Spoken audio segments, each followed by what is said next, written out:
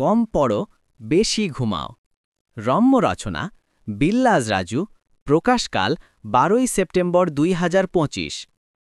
বন্ধুরা, আমাদের ক্যাম্পাসে এবার ছাত্র সংসদের নির্বাচনে সবথেকে চমকপ্রদ প্রার্থী ছিলেন গুম কুন, মানে গুমান্ত কুমার নন্দী।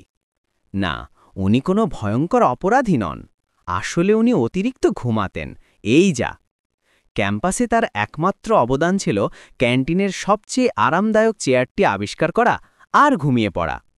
প্রতিদ্বন্দ্বীরা যখন দিনরাত স্লোগান আর মিছিলে ব্যস্ত, গুম তখন তার ইশতেহারে লিখলেন, যদি মন ভরে ঘুমাতে পারেন তবেই ভোট দিন, না হলে না।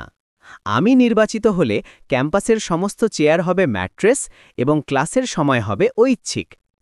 ছাত্র সমাজ হাসতে হাসতে শেষ। ব্যাটা বলে কি?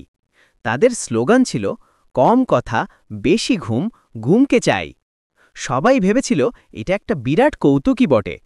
কিন্তু নির্বাচনের দিন ঘটল এক মহাবিপ্লব। সবচেয়ে বেশি ভোট পেলেন গুম। আশ্চর্য হয়ে জিজ্ঞাসা করাতে গুম হাই তুলতে তুলতে বললেন, আসলে সবাই চায় তাদের নেতা পরিশ্রম করুক, কিন্তু ভোট দেয় তাকে যে তাদের মনের মতো করে আরাম দিতে পারে। আমার লক্ষ্য ছিল সবাইকে হাসির ছলে মনে করিয়ে দেওয়া যে রাজনীতি আর নেতৃত্ব সব সময় সিরিয়াস মুখে থাকে না, হাস্যরসের মুডেও থাকা যায়।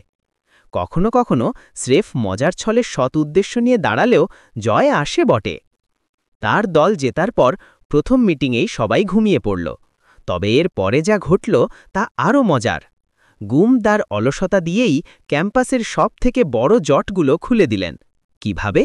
কারণ তিনি কোনো কাজই নিজে করতেন না, কেবল অন্যদের দিয়ে করিয়ে নিতেন। আর এভাবেই সবাই হঠাৎ সক্রিয় হয়ে উঠল নিজ নিজ দায়িত্বে। এটাই ছিল তার আসল মোটিভেশনাল অস্ত্র। এই গল্পের নৈতিকতা, কখনো কখনো হাস্যরসও কিন্তু বিশাল বড় পরিবর্তনের চাবিকাঠি হতে পারে। ধমক ধামক ছাড়াও হাসি খুশি মুখে কাজ করিয়ে নেওয়া যায়।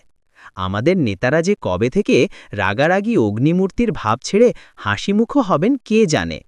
আর সবচেয়ে হাসি খুশি নেতাও যে সবাইকে দিয়ে কাজ করিয়ে নেওয়ার ক্ষমতা রাখে।